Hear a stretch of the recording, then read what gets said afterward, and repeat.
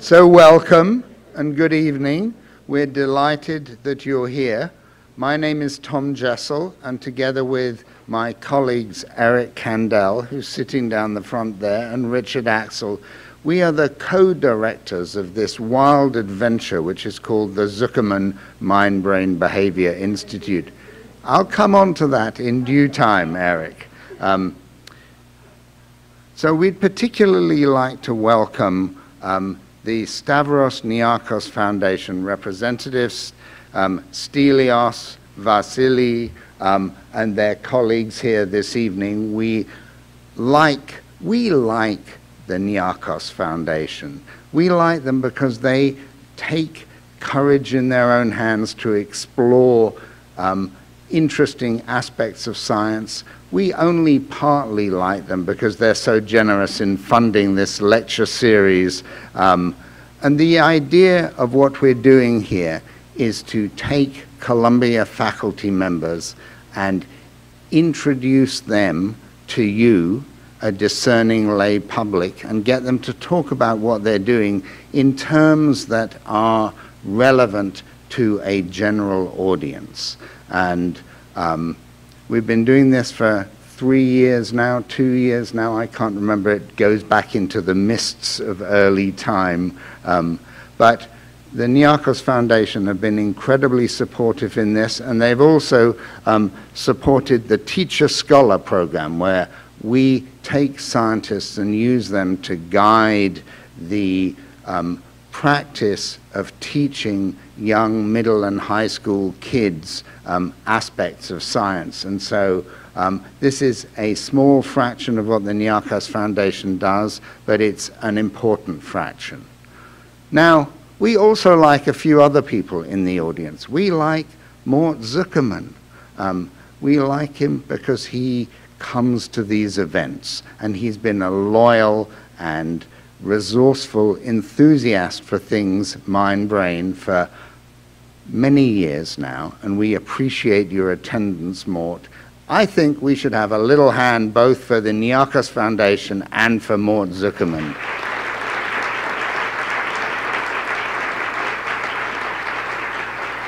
We like Anne Kaplan, who is a representative of the Columbia University Board of Trustees.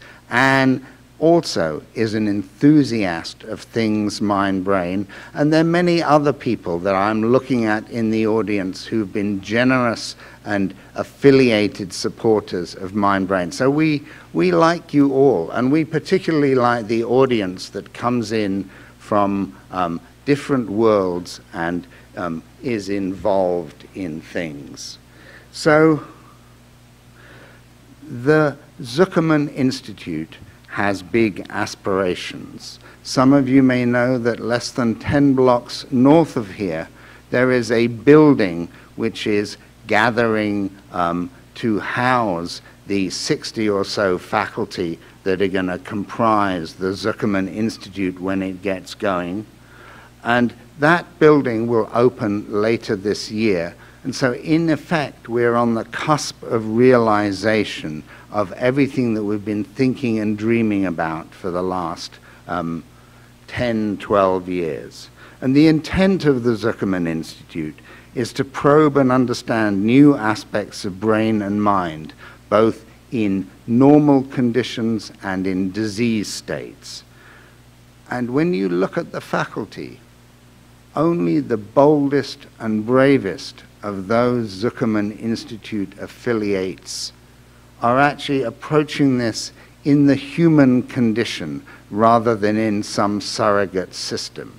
And our speaker tonight, Daphna Shohamy, is one of those bold and brave few.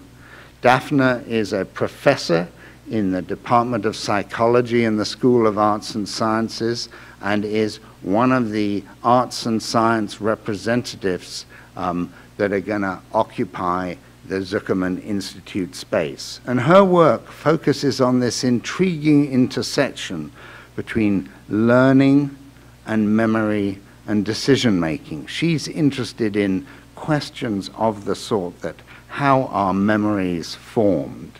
How are decisions shaped by past experiences, in effect, memories?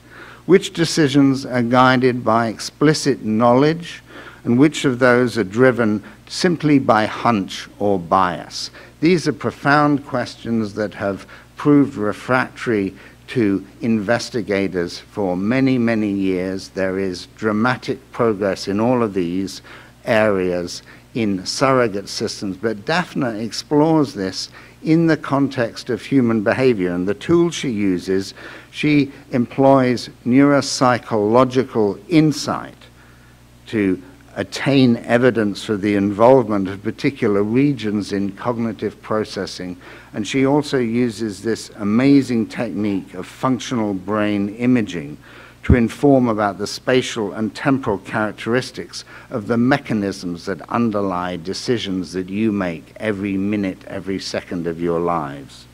And so through these approaches, Daphna, in effect, is defining aspects of human behavior at a level that has never really been attained before.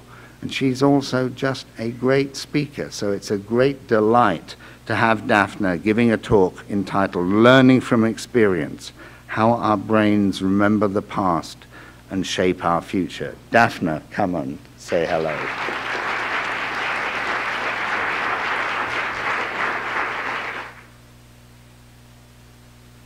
Let's see, is this on? Can you hear me? Yes, great, okay. Thank you, Tom, and thank you everyone for being here this evening. It's a real kind of rare privilege to talk to an audience of this sort, and I'm very excited to be here and hope to share with you today, as Tom said, some of the questions that we've been addressing and some of the answers we've been finding.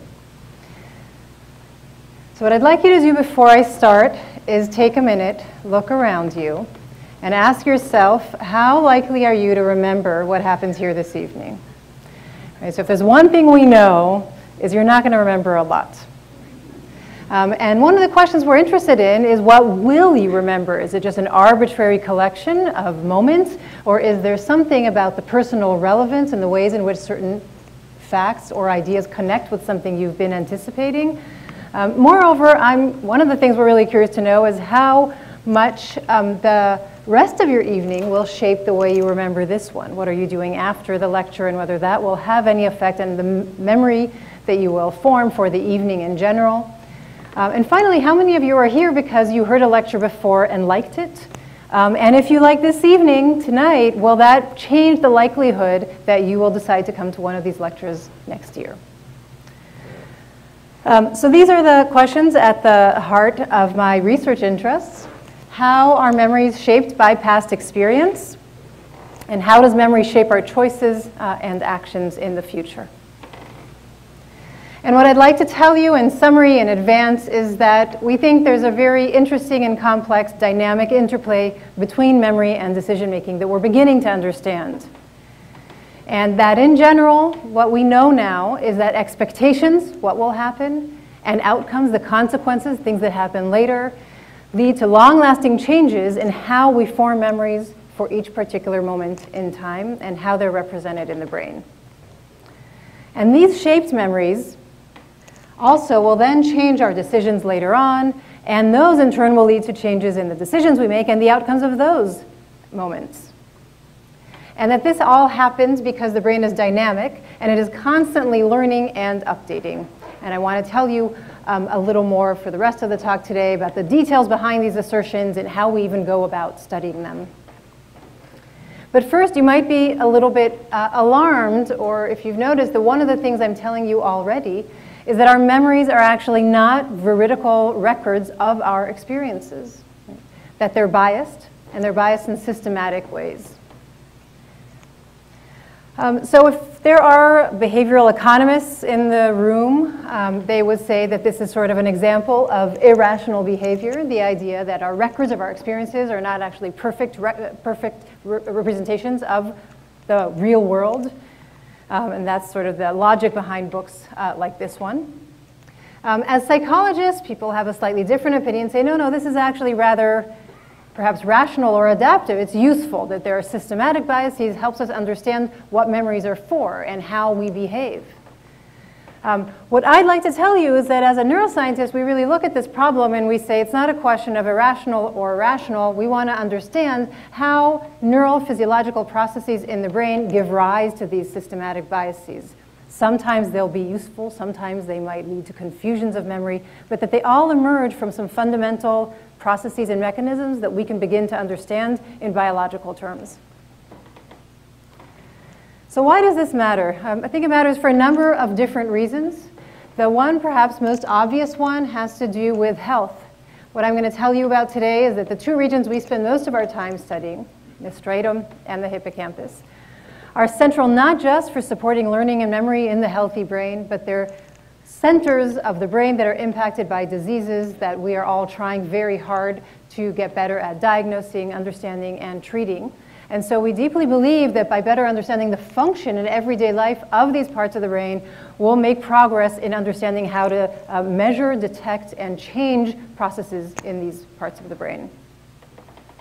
Another very practical reason for wanting to answer these sorts of questions has to do with education. This is something that I personally am very interested in. We deeply believe that if we can understand better how the brain learns, remembers, and how those representations that are formed from learning can be retrieved and used, this is something that education is trying to get at. Where we are now is that there's sort of a whole host, kind of menu of different ideas about education, blended learning, flipped classrooms, active learning, and the list goes on. These are sort of raging debates that are also very political and very important to us as a society. And we'd like to think that if we can use our knowledge about how the brain learns, we can inform these debates in a scientific and neuroscientific way. And finally, I think for many of us, really, the attraction to these sorts of questions has to do with the fact that memory is fundamental to what it means to be human. That it kind of defines the essence of who we are, our identities, that enables us to have sort of a continuity of identity that's shaped by our experiences over a lifetime. So here's a quote from Proust, who's written a lot about memory that I think really captures this idea that memories are not accurate, saying remembrance of things past is not necessarily the remembrance of things as they are, right? So can we understand that scientifically? What are those principles that change our memories and create a gap between what actually happened and what we remember? How do we address these questions at a biological level in humans? It's a very hard problem, and our ability to peer into the human brain is still quite limited, and so we basically try to take advantage of every tool we can get our fingers on. The main one to start with has to do with behavior. We build on decades of work in psychology that tell us and help us understand how to measure behavior. How do we measure if somebody remembers something? How do we remember if somebody measures something explicitly or implicitly? We all have strong intuitions about this, but actually measuring it in a scientific way is challenging. And a lot of what we do in my lab is develop these sort of computer games that are designed in a very particular way to measure memories of a particular sort.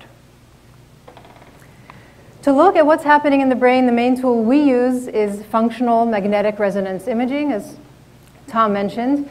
fMRI has changed drastically our ability to look at what's happening in the healthy human brain during thoughts, memories, things that were essentially almost impossible to get at before.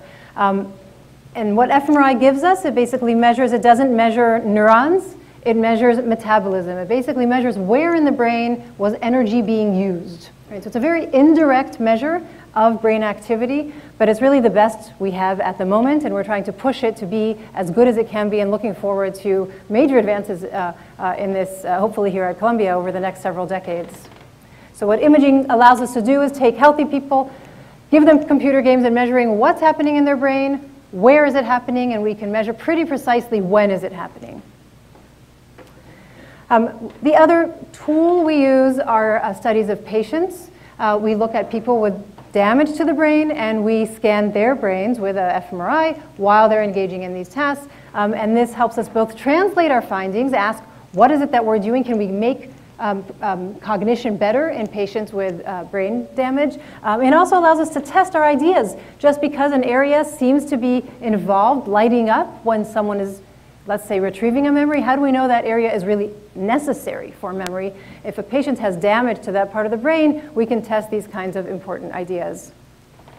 And finally, we use computational tools, computational models, which have become a very important avenue for testing, giving sort of formal tests of ideas about brain function and memory. And so we sort of combine all this with the hopes that together we'll get sort of more traction than with any one method alone. And the key thing I want to emphasize is that we're simultaneously measuring brain and behavior. And I know that sounds really kind of obvious if what you want to understand is the link between brain and behavior. But there are actually a lot of studies that do these things in parallel and try to make connections. And for us, really, the challenge is measuring both things at once and showing that one emerges from the other in a meaningful way. So I'm going to tell you today about 3 questions that we've been asking and the findings we're obtaining so far. And one is, how are memories changed by outcomes? An important question to ask when our memories hopefully are going to be reflective of whether what just happened led to something good or bad. So how does that happen? Second, if memories are put in a good position, so to speak, to drive our decisions, then how do we use memory for the past to make decisions in the future? How do we sort of connect these sources of information? And finally, I'll talk about how do repeated actions and outcomes drive learning of habits. So how are memories changed by outcomes? I just want to kind of clarify the challenge here, which is that memories, we can't remember everything, for better or for worse. So memories, for them to be useful and adaptive, really need to be prioritized, right? We need to ideally only remember the things that are important, the things that we were going to need later on to guide our behavior. The problem is that we don't always know in the moment what is important. Am I going to reveal some fundamental truth later in the lecture that should change the way you're remembering this moment in time? I'll leave that for you to decide. So to address this question, the first place to look in the brain for some kind of way in which memories can change to reflect their later outcomes, the first place to look is the hippocampus. The hippocampus in this image here is here on both sides of the brain within the medial temporal lobe. It's shaped like a seahorse, which is where the name comes from. And the hippocampus has been studied extensively in animals and humans, and we know that you need a hippocampus to form new memories. If you don't have a hippocampus, your memories for your distant past will remain intact, but you won't be able to learn anything from today's lecture, for example. A lot of what we know about how the hippocampus forms memories comes from studies of rodents memorizing maps, exploring maps and mazes, and trying to map out where things are in a maze. Here's just one example. Here's a rat navigating a maze, and I want to show you kind of 2 fundamental things we've learned about what happens in a rat's hippocampus when they're exploring a maze and how we can connect that to human memory. So here's a rat exploring a maze looking for cheese. Okay. And what we know from extensive work by the Mosers and John O'Keefe and others is that there is a property of neurons in the hippocampus, which is the different neurons respond to different parts of space. And this work led to the Mosers and John O'Keefe to receive the Nobel Prize a couple of years ago. So let me just show you briefly what that looks like. What I'm going to show here is sort of just a depiction in this bubble, in this thought bubble, of what the hippocampal neurons are doing. Okay, so we can record and see what when the hippocampal neurons are showing a response. And what we find is that as a rat navigates this maze, in one part of the brain, there are a specific subset of neurons that are responding to that part of space. Here, the blue neurons. Let's say in this area, showing this in red, a different subset of neurons responding to space, and here, neurons in green, a different subset of neurons. And one really interesting feature for the questions that I'm interested in is what happens when the rat arrives at the cheese and starts consuming the cheese. They're no longer exploring, but they're engaging in some behavior that's motivationally very important. And then one of the things that happens is that the hippocampus often replays the sequence of events that happened before in these sort of bursts of activity. So here going backwards from green, red to blue. So people have noted that there's this tendency for hippocampal neurons to show kind of a reverse replay, as if the hippocampal neurons are rehearsing what just happened after it happened when that culminated in an important event. So does this help explain the mystery of how outcomes can retroactively change memories in the human brain? So what we did here is actually take something as similar as we could. Pretend for a moment now that you're a participant in my lab. You come in, we sit you in front of a computer, and we tell you that you're now going to play a game where you're navigating a maze. And your job is to try to find the treasure. And if you find the treasure, you will receive $1, and we actually show you and tell you that you get the dollar for real. And undergraduate students at Columbia, you'd be surprised, are pretty excited about the opportunity to earn a few dollars by playing a computer game. Okay, so now you're navigating, I'm exploring the maze, I'm looking for that gold coin. Here I am, no gold coin, I keep searching. And along the way, as you can see, just to sort of mark the path, we show these pictures of objects, okay? And here's the gold coin, okay? So people are controlling their own behavior. And what we do is we give them a whole series of mazes. Sometimes they find the gold coin and sometimes they don't. And what they don't know is we're actually controlling whether they find the coin or not. Okay, so we make sure that it's kind of random and that every once in a while the gold coin appears. They think that they've searched it and found it, but we can control when that gold coin is actually found. And so that means that we can now look at what's happening in the brain and behavior for mazes that end in reward and mazes that do not. And then what we do, we send them home. We ask them to come back the next day, and we test their memory. We give them a surprise memory test that they didn't know was coming up. And what we do then is we show them a picture, one by one, and we ask them, have you seen this picture before? And we show them pictures that they saw the day before, combined with pictures that they didn't see the day before. Okay? Nobody really likes the surprise memory test, and everybody always says, oh, I don't remember anything. But the critical thing is that when they were exploring these mazes, each of those objects only appeared once. So now we have the ability, by recording their behaviors, to sort of track when were they forming a memory that was successful, and did that change as a function of whether the maze ended in reward or not. Okay? So I'm going to show you some data. What I'm going to show you here on this figure is memory for the mazes, but I'm going to plot it in a particular way. Here, on what we call the x-axis, I'm showing you steps from the end of the maze. Okay? So here where the arrow is, these would be objects that are right before the end of the maze, whether it was reward or not reward, and then we're moving farther and farther from that end of the maze. Okay? And what I'm going to be showing you is sort of the amount of memory that people show successfully the next day. We do this for about 20, 30 people, and I'm showing you what we see across the group. And here's what we see for the mazes that ended in reward. They come back the next day, they tell us, well, I don't remember anything, but in fact what we see is they remember some things. And the things they remember are the things that were predictive of receiving a gold coin. Okay? So that means that memory was stronger for things that happened before they ever got the gold coin. Again, just to emphasize that they couldn't know in that moment. It wasn't sort of anything they could know to pay attention to because the outcome hasn't happened yet. But this could just be some general effect of reward. Some general effect of maze exploration that has to do with you remembering things closer to the end. Right? The critical question is this unique to reward? So here I'm showing you the data for what happens for the mazes where there was no reward. So for the mazes where there was no reward, they show overall the same amount of memory. It's not like they're remembering everything better for the rewarded mazes.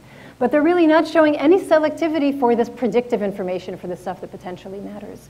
And we do this in lots of different ways, and I can't show you the data for lack of time, but I can tell you this is not because they rehearse anything. We don't allow them to rehearse. We basically don't give them an opportunity to rehearse. We have them do something else immediately.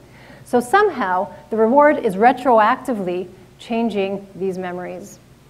And what we find is that ability to retroactively this pattern, this sort of retroactive enhancement of memory that we find is related to what's happening in their hippocampus at the end of the maze exploration. So many studies, or a few studies recently, have started to look at what's happening in the hippocampus, not when people are remembering something on purpose, but what happens when they're sort of done, at the end of the movie, at the end of the maze navigation. And what people have found is that there's greater activity in the hippocampus after exploration of something that happened in the context of reward. So this suggests that there might be, I'm putting it in scare quotes here, replay, as has been defined in neurons, there might be evidence of replay of these memories in the hippocampus in humans as well, and that this helps us understand how memories are changed by outcomes. So how do we use memory for the past to make decisions in the future? If our memories are set up to be reflective of things that matter to us, how do we know that people actually use that?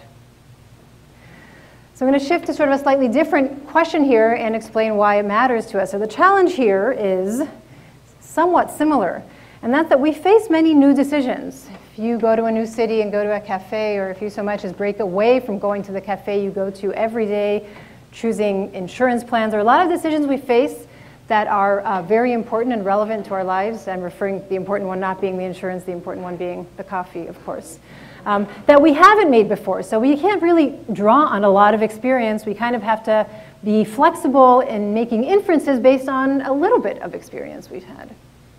We still would like to be able to know how can we leverage past experience even to guide decisions we haven't made before. We don't want to have everything be learning by trial and error where we have to make a decision over and over. And I'll explain more clearly in a moment what I mean by that. It's really a question now about sort of reasoning. How do we generalize and make inferences based on past experiences to kind of bridge our experiences from the past to the present? And there's another interesting feature of the hippocampus which puts it in a very strong position to help solve this problem as well. And the basic idea that we've been interested in is that the hippocampus can integrate old memories with new ones, and that this can affect our decisions by connecting the dots, essentially, across events. Why do we think this? Give you sort of a quick kind of cartoon explanation of the logic behind this. If you think of any particular memory that your hippocampus helped form, let's say what you had for breakfast yesterday or last time you were in one of these talks, it's an interesting feature, which is that typically, even if I ask you, last time you were in one of these talks, was it good or bad? I'm asking you for a particular bit of information. What usually happens is that you get a lot of extra information with that. You remember who you were with, what the weather was like, how you felt, what the room was like. Same for breakfast yesterday. And part of the reason for this is that the hippocampus encodes memories by binding together all these different elements of our experience and linking them in memory to each other.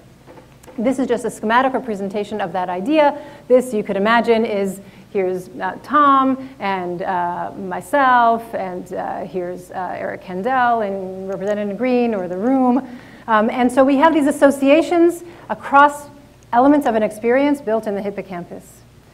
This is interesting because if now we're forming another experience, let's say you're in you're in Soho and you run into Eric Kendall here. Okay, it's a whole new experience. It's a new moment, but there's a common element, and seeing that common element will lead in the hippocampus to reactivation of the associated memories because they're all linked in this particular way. And this reactivation, which we think is sort of similar, at least in concept, to this idea of replay, sort of replaying of a memory, can then often lead to integration. What we mean by that is now you're forming new links. So even though I'm not there in Soho, you might sort of be thinking of me unconsciously because you're seeing something that reminds you of the evening you were here at this talk. And if so, this one consequence of this process is that it allows us to integrate new experiences into an existing network of memories. So does this happen in the human brain, and can it help us understand how decisions are made? This is how we test that. So here, if imagine again, you're not going to walk you through an entire maze. This is a different experiment. And what we're going to do is show you pairs of events that you will be associating. In memory, here's just a face and a colorful round circle. And we can show you them at the same time, or we can show them one after the other. We do this for a bunch of pairs of stimuli. There's no reward. There's really nothing interesting. I'll admit it's pretty boring. And in fact, not just that, but to keep people kind of engaged and not focus on this too much, we have them do something else altogether. They have to tell us whenever they see a black and white image, which happens every once in a while. But these things happen in the background in pairs. Then what we do is we change the game up a little bit. We now take these colored circles, and some of them are paired, again, with a dollar, which I already told you is pretty exciting, and some of them are not, okay, just kind of somewhat randomly, but certain circles are kind of luckier than others and lead to earning money more than others. Okay? So in this example here, the red circle would be associated with winning money, the blue circle would not. And now we ask you, you're We tell you you're still playing for money. If you make the right choice, you'll get money. But we're asking you now to choose between these two faces.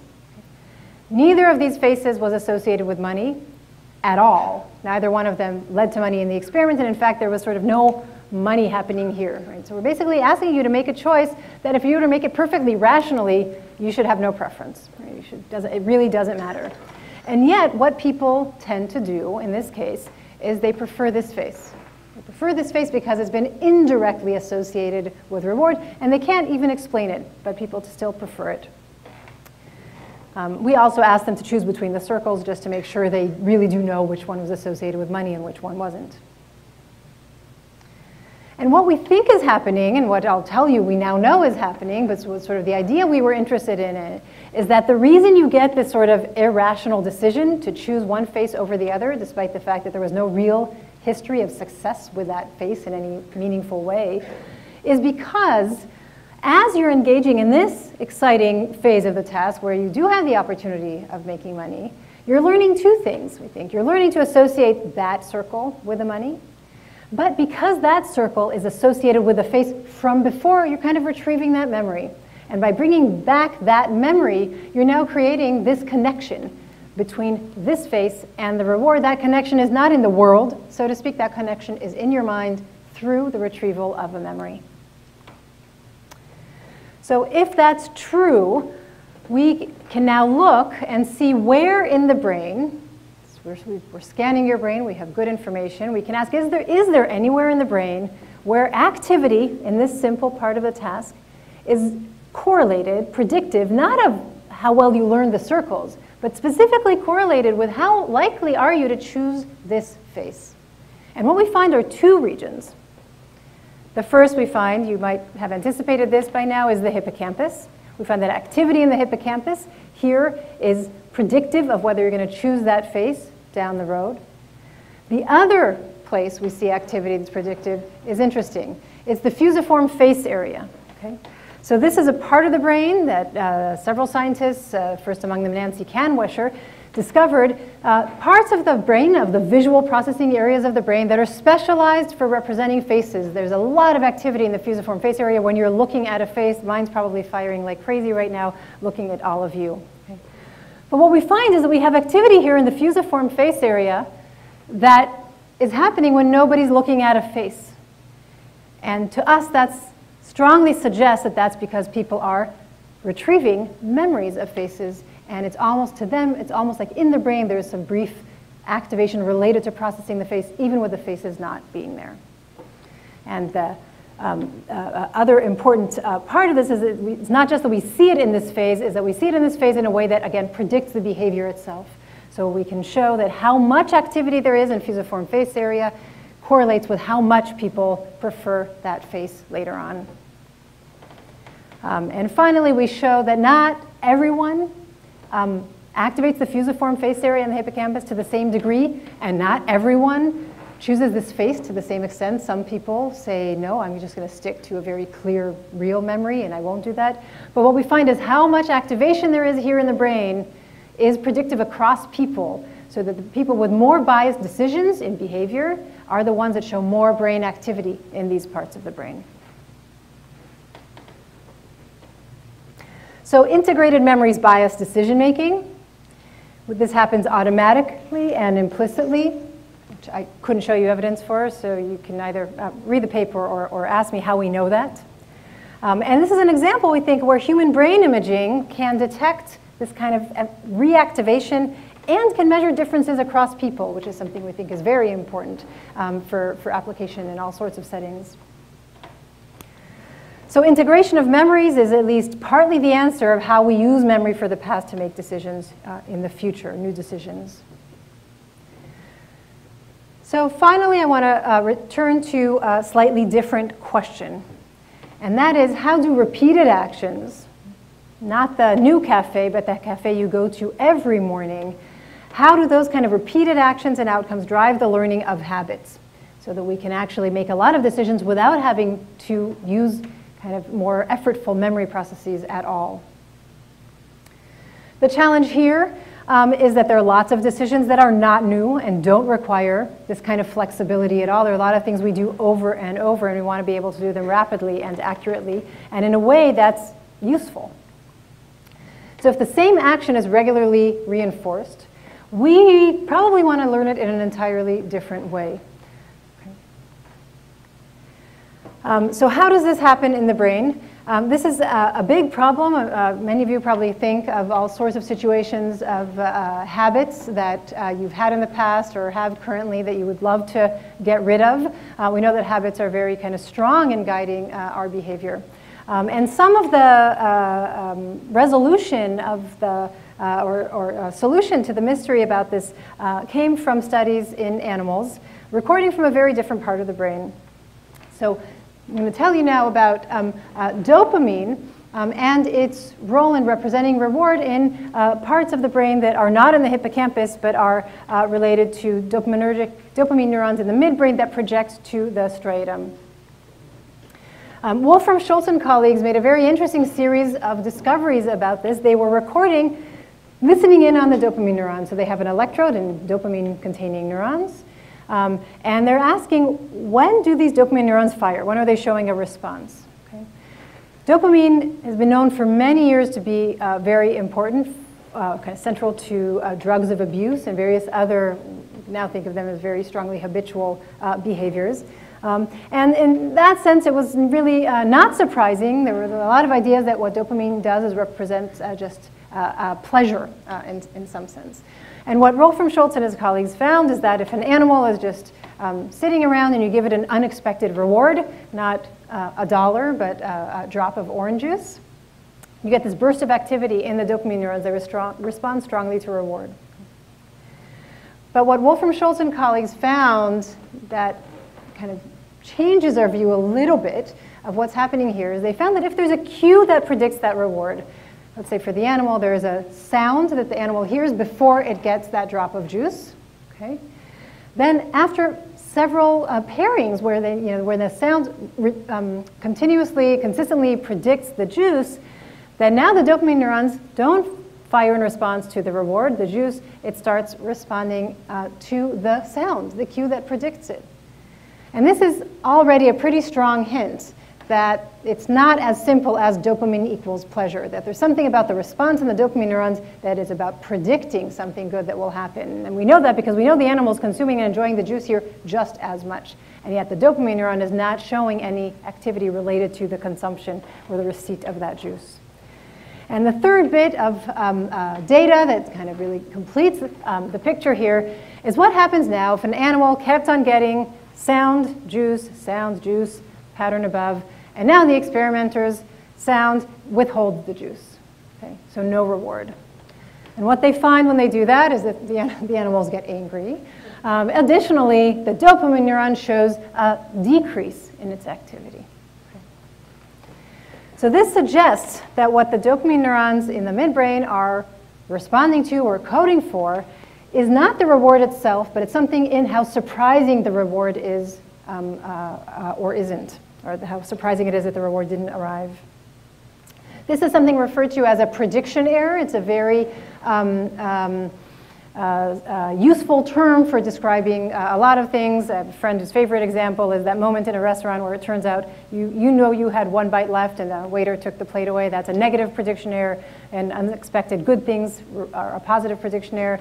What's interesting about a prediction error is that this is essentially a learning signal. This is a signal to the brain: what you thought would happen did not happen. You should update your expectations for next time.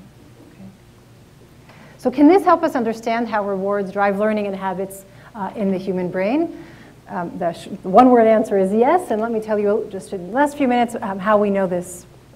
What we do, we don't give our participants juice. We give them a game now where what we do is we ask them to choose between a blue triangle and a yellow square or various other things. We ask them to guess. They don't know which one it will be. They make a guess, and then we tell them whether they won $1 or not. But in this case, what we do is we do this over and over for hundreds of times, and we constantly change whether they're getting the reward or not. So they have to constantly be updating, and that gives us the opportunity with brain imaging to track what's happening in the brain when they're making these updates. So in this example, the triangle might lead to a win of $1 and 70% of the times they make that choice, but not on 30% of the time. So this is a noisy environment, which in many ways is similar to a lot of other kinds of what we call probabilistic associations in the world, things that happen most of the time, but not always, and we kind of are trying to predict in a noisy environment what's going to happen. Showing you now what happens when people try to learn these associations. So this is just how correct were they, and here I'm showing you over 200 trials what happens. And basically what you see is that slowly, over time, people get better at predicting which choice is going to lead to which outcome. So people learn this slowly, and it's interesting that people really learn this implicitly. We typically ask them afterwards which one was better, and they can't say, or my favorite is when they report things that are completely inaccurate, like I just alternated 2 blue, 2 yellow, and when you look at what they didn't actually do that. They did something else. So we think a lot of this sort of tracking of rewards in this repeated environment happens without conscious awareness. And we have reasons to think that this happens in humans, that we can detect that this happens by looking at the striatum. The hippocampus I was talking about before is this structure here. Okay? The striatum is this structure here. And the reason we think the striatum might be really important for this type of learning is because the striatum is one of the main targets of these dopamine neurons. So here are the dopamine neurons that Wolfram Schultz and colleagues recorded in animals, and they're sending that information to the striatum. Okay, so we're going to be looking at the striatum of humans while they're engaged in this type of learning. And when we do that, what we see, here's a different slice through a human striatum. So the brain is sort of cut this way, and you can see the striatum here on both sides. And what we find is that when humans engage in this kind of computer game where they're sometimes getting rewarded and sometimes not, that there's activity in the striatum that we can quantify with mathematical tools, trial by trial, event by event, is tightly correlated with this prediction error. So we can find prediction errors in humans, and we're finding them in the place we'd expect to find them given what we know. One of the key questions, as I mentioned, is can this help us understand disease? And we thought of applications in 2 very different kinds of scenarios. The first is this actually makes a lot of predictions. It might be very helpful for understanding disorders of dopamine. Understanding something about what dopamine does allows us to test this and ask, can we use this in disorders? One of the key disorders we've been looking at and that comes to mind is Parkinson's disease. In Parkinson's disease, there's a loss of these dopaminergic neurons and a very significant drop of dopamine levels in the striatum. So we can ask, do patients with Parkinson's disease, who of course suffer typically from very different kinds of impairment, motor control, can we understand those motor control deficits as related to difficulty in establishing new actions and habits? I'm not going to show you the data. The short answer is yes. We've published a lot on this, and I'm happy to talk to anyone who's interested in this. Another disorder that involves disruptions in dopamine is schizophrenia, and that's another disease that we've been looking at in this context, and actually just today had a paper accepted showing that you get there are deficits in brain activity in these regions in patients with schizophrenia when they're engaged in this kind of reward learning. But this model also gives us ideas for other kinds of situations, diseases, where we don't even know really where to look in the brain. So it suggests that if we think of disorders of habits, when we know that there's something wrong with behavior, that maybe if the habitual behavior is either in overdrive or is disrupted in some way, that it will be useful to look specifically in the striatum. It gives us a candidate brain region to start exploring. One obvious example here is addiction. Another one that we've started looking at is anorexia nervosa. So if you start thinking of anorexia, an eating disorder, as a persistent maladaptive behavior, sort of a bad habit of making the wrong choice despite knowing the possible consequences, gives us new ideas for thinking about this disease. And we've in fact shown that the choice of choosing a particular food to eat in patients with anorexia involves the striatum, this sort of region we think is involved in habits. And that's not true in healthy people. I probably have more striatal activity when I'm choosing the chocolate cake, not when I'm avoiding it. So it suggests that understanding how habits are learned, kind of just basic understanding of how this works, both leads to new questions about disorders, and also new answers. So we suggest that repeated actions and outcomes drive the learning of habits through reinforcement of actions by dopamine in the striatum. One thing that emerges from all this work, I just want to emphasize, is this very powerful, old, important idea in neuroscience and cognitive psychology, which is that the brain doesn't learn in one way. There are multiple parallel systems for learning. The two I've highlighted for you today are the hippocampus and the striatum. That they learn different kinds of information in parallel from our environment. One forms episodes, moment by moment, memories of what happened, and is important for inferences related to those memories. The other forms habits and controls actions.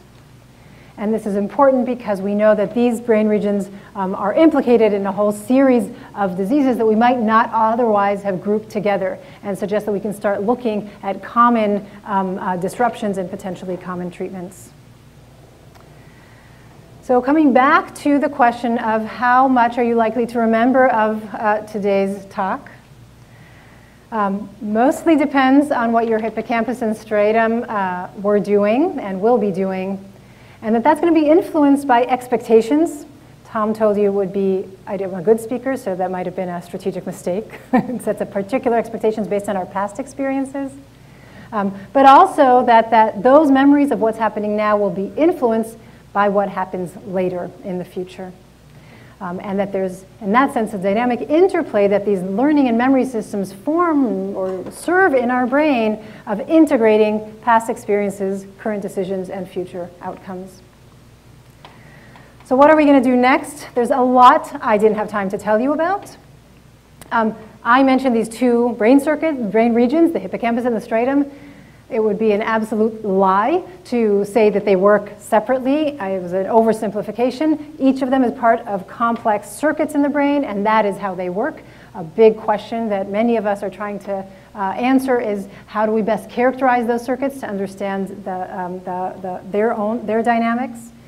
A lot of work we're doing I'm trying to understand learning in adolescence, which I didn't have time to go into. And we have some recent work on curiosity and trying to understand how curiosity fits into some of these mechanisms to enhance memory.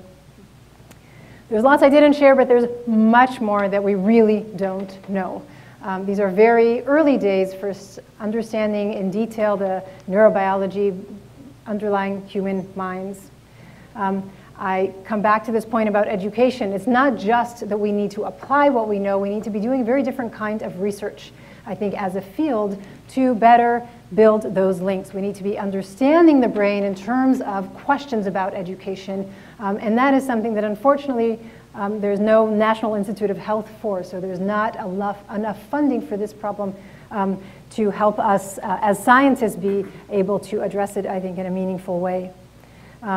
I alluded to motivation as a dollar. Of course, some of you are motivated to learn, hopefully, probably most of you. There are a lot of aspects of motivation that we really don't know how to think about yet in physiological terms. And everything I showed you had to do with fMRI, motivated it by what we see in neurons. We really don't yet know exactly how those two match up, and that's going to be a crucial question moving forward, a question for statisticians and engineers and neuroscientists to work on together and to understand how that measures or has to do with chemicals. So even though I told you an story involving all three, each right now is measured separately. And we're trying to understand how they work together. So I want to end by thanking you for coming tonight, and most importantly, not to forget to thank all these wonderful people in my lab who have actually done all the work and are doing it right now while I have the opportunity to come and speak to you about it, and our funding sources. Thank you very much.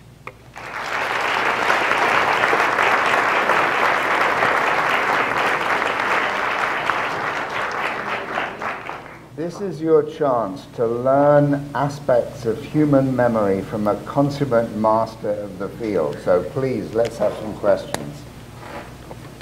Right at the bit front. Yeah. So there's a lot that's been talked about around unconscious bias. That's been very popular the past few years, been very popular. And it seems that some of this memory work really informs unconscious bias. Yeah. Could you talk about that? Yes, absolutely. Can I just make an announcement? It's my fault for not stating this before, but because we're documenting this, it's important that you come to the microphone so that it can be heard by a general future audience. So there's a lot that has been written about unconscious bias in the past several years, and it seems that your work really does inform that, and I would love to hear you speak about it in general terms. Yes, no, I'm glad you're bringing that up. A lot of the psychological ideas about unconscious bias, especially by Daniel Kahneman, specifically talk about associative memory. Those are descriptions at the level of behavior and not ideas. And part of the motivation behind this work is to try to understand the neurobiology behind it. And as I mentioned, I think in particular to say that there are also a lot of debates about what, evolutionarily, why do we have these biases? Where do we get them? And so for us, part of the agenda, one of the things we're interested in is saying, can we understand these sorts of biases in terms of neurobiology? This is how the hippocampus works. And we can argue about whether it's a good thing or a bad thing, but the main thing we want to know is this really how it works, and what does that give us? So I think there's a very important connection to be made there, both in terms of expanding that to the neural mechanisms, but also because most of the work still about unconscious bias and so forth has really talked about just the decision side of things. And a lot of the work on decision, a lot of the theories are about what happens in the moment of making a decision. Hopefully, what this work highlights is that there's a lot happening before you ever make a decision. And Daniel Kahneman actually said this well at some point. He said something like, we're not making decisions based on experience. We're making decisions based on our memories of those experiences. So understanding how those memories are formed, I think, will be crucial. There's a question at the back. Please use the microphone. Come on. Yeah.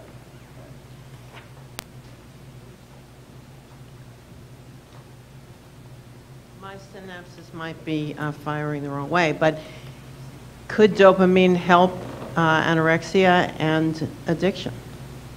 I mean, the main way, so there's definitely a link between dopamine and addiction in the sense that most drugs of abuse increase dopamine in our brain. Still not clear why for some people that becomes an addiction, for others it doesn't. There's a lot of work on what happens at the attempts to use dopaminergic manipulations in anorexia have failed. And that might be one area for us as scientists of a different sort. There is a question at the back. Someone use the microphone. Have you tried conducting these experiments on people who are aware of the interplay between how the past shapes their decisions, and how would this change the way their brain functions in making decisions? Yeah, it's a very interesting question. Thanks. We have been in the lab talking about this for a while. So I will give you my speculation on that. We don't have data on it. We don't know. So my speculation is that a lot of these mechanisms happen when it's uninstructed, implicit, and that actually telling people to memorize things changes what's going on. It's interesting in its own right, and moreover, I think the comparison between the two is really interesting. The most relevant data out there in the field that I can think of is a study conducted by Bradley Dahl and Michael Frank, where they took a task sort of like these, the last one I showed you, where you have to choose between a blue triangle and a yellow square over and over and over, and it's noisy. And what they did is they told people in advance, we're going to ask you to do this to make money, but let me tell you which one's the best one to choose. Okay, and then they told one group, choose the blue one, and they told one group, choose the yellow one. Right, so they were giving people, and in that case, one of them was actually more accurate. So they're giving people information in advance that can be either useful or not useful. And then they tracked and tried to see, do people do what they were told to do And for how long? At what point do they sort of learn that reality is different? And one of the things they found is that people with more dopamine in the striatum, which they did through genotyping, are the ones that learn more quickly based on what's actually happening. And people with more dopamine in the prefrontal cortex stuck to that instruction for a much longer time.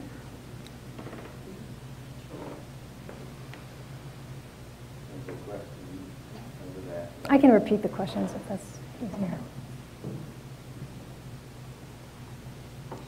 Hi, would you be able to speak about, Daniel Kahneman speaks about system one thinking being the fast thinking. Is that the same as intuitive thinking, intuitive decision making? Is system one the same as using your intuition? Right. That's probably a question more for Daniel Kahneman. I will port that to an area that I feel more comfortable speaking about potentially, which is, to what extent is any of this intuition? I think the link there that I think we can solidly make is that, and this really comes out of psychology and a lot of work in psychology and neuroscience over the last last decade or two, is how much we know that we don't know we know. We can call that all kinds of things. But it's certainly the case that our brains are constantly picking up on the regularities of events around us without us making an effort to do that. So there's an enormous amount of learning that's happening at that level. And so whether that's an intuition or not is hard to say, but it certainly fits with the idea that we know something, but we don't know how or why we know it.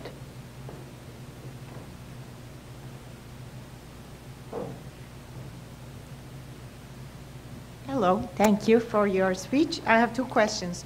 One of them is, can the research be used for self-directed memory improvement? If you had chocolate every time you tried to learn something, would that help? I mean, it's easy for me to say yes, because why not? I think that relates in a very interesting way to the earlier question about what happens if we ask people to do this on purpose. We don't fully know the answer to that. The tricky thing here is, everything I've told you about has to do with when things are kind of surprising. We do know that if we just compare learning of these, let's say those objects that people see in the maze, to it, when we just tell people, focus, this is the maze that's going to have reward, they certainly don't have better memory than when it's later often worse. So I think this gets a little bit at the importance of memory for everyday life being about updating based on surprising outcomes, and that our brain is constantly predicting what will happen based on what it learned, and then updating when that doesn't happen, and then perhaps this sort of just effortful, focus now, it works. It works on, we know from other research, it works on the same brain areas more or less, but it's not as effective by and large. And the second one is, in the experiment you did with the red and the two faces, does the reward amount increase the memory strength? We haven't done that, so I don't, in these sort of brain imaging studies. My understanding of the work in psychology of sort of reward magnitude and probability is that, again, it's varying them is what matters, and that people kind of adapt to whatever the maximum is they can make in that moment. So if we allow people to play a game where they can win anywhere between 20 cents and $1, they'll remember the ones that were worth $1 the most. If it's between $1 and $2, they'll remember the one, they sort of have a sense of what's the maximum they could be making, and that seems to be important. But it's not like it's just a linear effect, but there's something special about the most I could be making.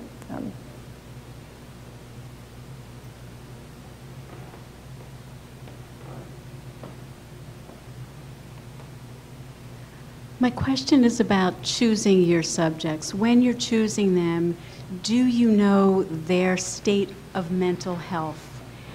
And couldn't there be some subjects who are bringing to the table some post-traumatic stress disorder or something from their early childhood, child abuse, that may color the way that they're making decisions, but it's not apparent to you.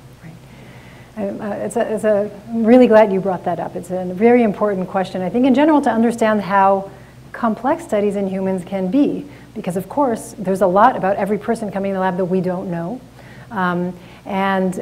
So the simplest answer is what we do is we bring in a lot of people and we average across them and we say, one person had a terrible day, one person had a wonderful day. If we can find anything consistent in patterns of the data, it's above and beyond all of that individual differences. The other thing we can do, and what you do, is we measure things about people coming through the lab. And so for a lot of the studies we do, we give them questionnaires that measure anxiety. We give them forms to make sure that they have at least nothing diagnosed.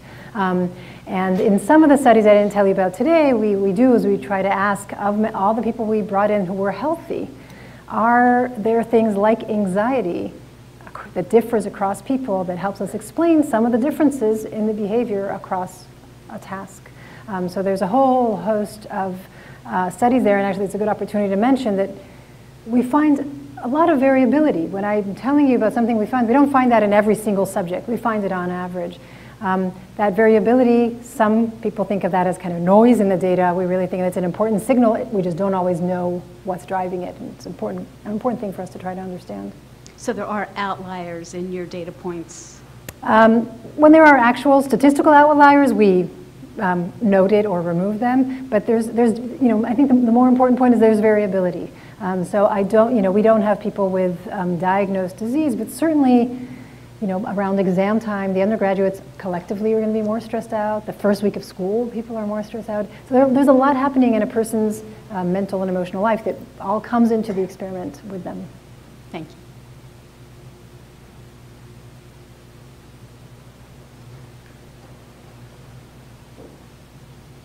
Okay, so that question kind of touched on mine, but have you done any work on like sensory deprivation and like bilateral stimulation and I guess kind of repackaging your memories to deal with things like post-traumatic stress disorder and anxiety, because those are kind of based on memories that you don't know that you remember. So like childhood, like things that happened in your childhood, your anxiety today that comes from an interaction with a person that you've never met is actually based on a memory that you don't know you have. Yeah. I think that it's an interesting connection, this kind of the idea of automatic reactivation. Talking about it here is something kind of almost mundane, but certainly touches upon these issues. And there are people who have shown that you get this kind of automatic reactivation of memories in animals and in humans with trauma. And in fact, some researchers like Joe Ledoux and Liz Phelps have asked if we can now know something about the principles by which that reactivation can occur. Can we change the memory? And partly what I'm telling you is we change the memories. And they've shown in experimental settings that you can reactivate a memory and then make it less traumatic by re-encoding it. So with the bilateral stimulation, they can wave their finger and bring up the memory, and then you're able to kind of deal with that memory a little bit better, so it lessens the kind of anxiety that you have about it. I guess I'm just trying to figure out if there's a way to, like, I'm trying to figure out what you should do once you realize these memories. Yeah, it's an important question. And the common thread is, I think, this idea that memories are changing. And now, if we want to make that useful for society in these extreme cases, we have to learn a lot more about what will work and how far it will go, right? I mean, it's actually an opportunity to say something not directly related to what you're saying, but broadly, which is I'm talking about sort of changing memories, but of course, I'm not sure what you will or won't remember of tonight, and that might be biased to some extent by the various things I mentioned, but it's not like you're going to remember that I was, a 10-year-old boy, right? So there, most of our memories, on average, capture things that are veridical and then change them. And we're talking these extreme cases where memories, when we want to change them, and of course, it's not that easy to just go in and do that. And I think there's a lot of work ahead and a lot of very good people working on that problem in models in both humans and non-humans. Okay, thank you.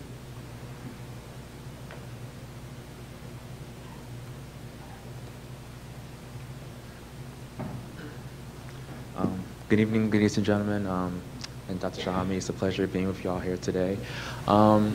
My name is Paula Jai. I am a student at Montclair State University. I'm also a clinical volunteer uptown at 168th Street at Presbyterian Columbia Medical Center.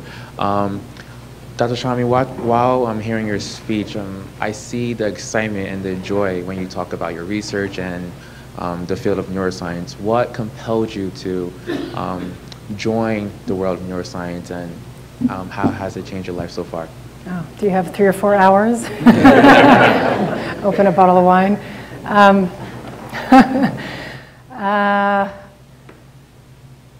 I don't think I can give a short answer to that. I'm glad you detected that. It's very true. I feel incredibly fortunate. I love my job, and I think it's a fascinating area that really bridges between these sort of health implications and who we are.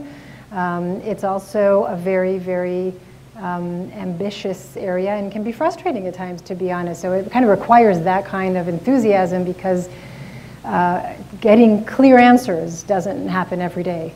But I think I enjoyed and appreciated that comment. Thank you. My second question is, with my generation, when I was in middle school and actually high school as well, I guess in part of our curriculum, we're usually taught biology, chemistry, and physics, but not usually neuroscience. And more every day, you're hearing new insights and new breakthroughs of neuroscience. In fact, I know for the Zuckerman Institute, as well with the guidance of Ms. Kelly Ramol and the education program manager, Ms. Chitty Page, and members of the Zuckerman Institute, they're trying to bring the frontiers and the world of neuroscience to high school students with their Brainiac program. My question is, do you believe that the field of neuroscience should be implemented to the school curriculum of our country? And do you think that it should be taught to middle schoolers and high schoolers as well? I can speak from my own personal perspective, which is I think it's a rapidly changing field. Right? What we know today is vastly different from what we knew when I was in high school, which admittedly was not very recent.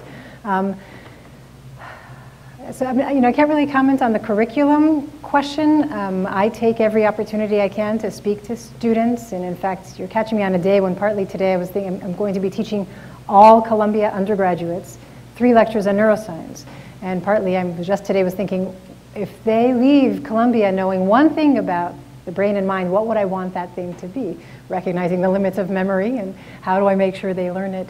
And I think it's such a fundamental field to so many aspects of life. And for me, one of the things that makes it particularly important from an education perspective for people to learn about it is that it really gets rid of this idea that science and humanities are different. Right? We can ask common questions. It's sort of where they two come together. So, I mean, sure, if it were up to me, I'd say, yes, let's start teaching it at a younger age. And I'm pleased to see that the college students I teach here every year, I teach an introductory level mind-brain behavior course, and I ask every year when I start teaching about neurons, who already knows this? And every year, more and more students already know about it. I don't know where from, but I think it's something that's really penetrating the culture more, partly through media as well. So, thank you so much. Thank you. As a way of saying thank you to Daphna for sharing her work with us this evening, I'd like to make 3 comments. The first of them is that there is no problem more important in the neurosciences than the continuum between memory and decision-making. It shapes every aspect of our lives, and Daphna is a consummate, as I mentioned, master in this discipline in a human context. The second thing I'd like to say is to thank you for the incisive nature of your questions that have clearly demonstrated that you've been listening to Daphna, have absorbed what she's been saying, and have formulated an interesting way of approaching the discipline. And the third thing I'd like to say is that for two young people down there, your mum did good. Thank you very much, Daphna. Thank you.